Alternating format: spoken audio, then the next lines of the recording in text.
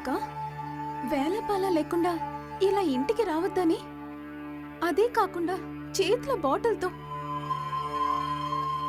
నువ్వు చెప్పలేకపోతే నేనే చెప్తాను రావద్దని.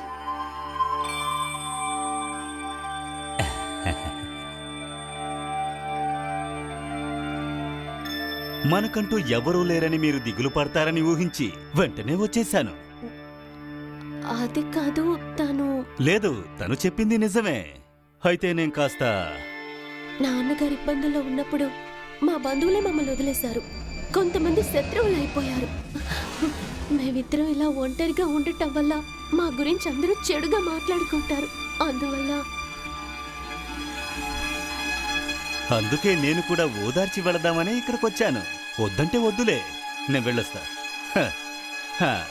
కానీ ఇంకో విషయం, నాకు ఇవ్వాల్సిన డబ్బు, దానికోసం ఇక్కడికి రావచ్చుగా. ఇప్పుడు నేను వచ్చింది దానికే అనుకో. నా డబ్బులు ఎప్పుడిస్తావు? అది ఇది అంటే ఎలా అమ్మా? ఏనుగు మీదకెక్కి ఊరు మొత్తం తిరిగి ఎవరికీ తెలియకూడదంటే ఎలా? అది న్యాయమా చెప్పు? నీ చెల్లెలేంటి సడన్ గా పెద్ద మనిషిలా మాట్లాడుతోంది? నేనో విషయాన్ని విన్నాను.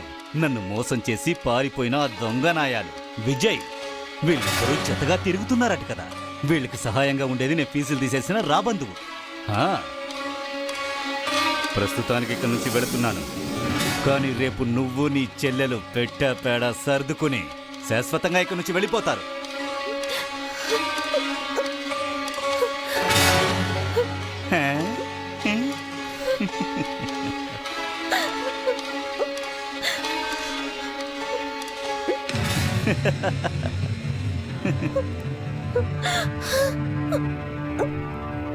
కార్యం కోసం బాగానే కన్నీళ్లు పెడుతున్నావు, కానీ నేను మోసపోను.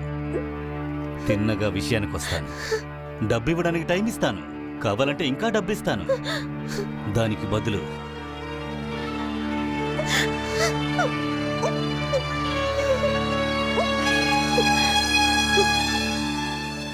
ఏమంటావు? డబ్బు తిరిగిచ్చేంత వరకు నిన్ను నేను తాకట్టుగా ఉంచుకుంటా. ఏంటి?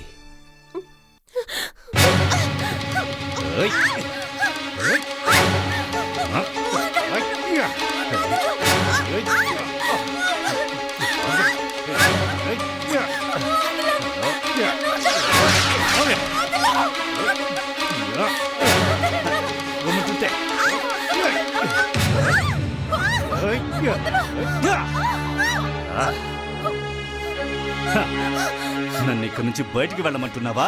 నిన్ను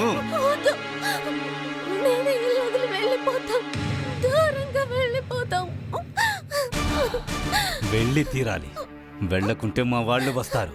ఇద్దరు కలిసి వీధిలో భిక్షమెత్తుకుంటారు. ఎత్తేలా చేస్తా. లేదా జీవించాలన్న కోరిక ఉంటే నేను వస్తా. ఒప్పుకోవడము ఒప్పుకోకపోవడము నీ చేతుల్లోనే ఉంది.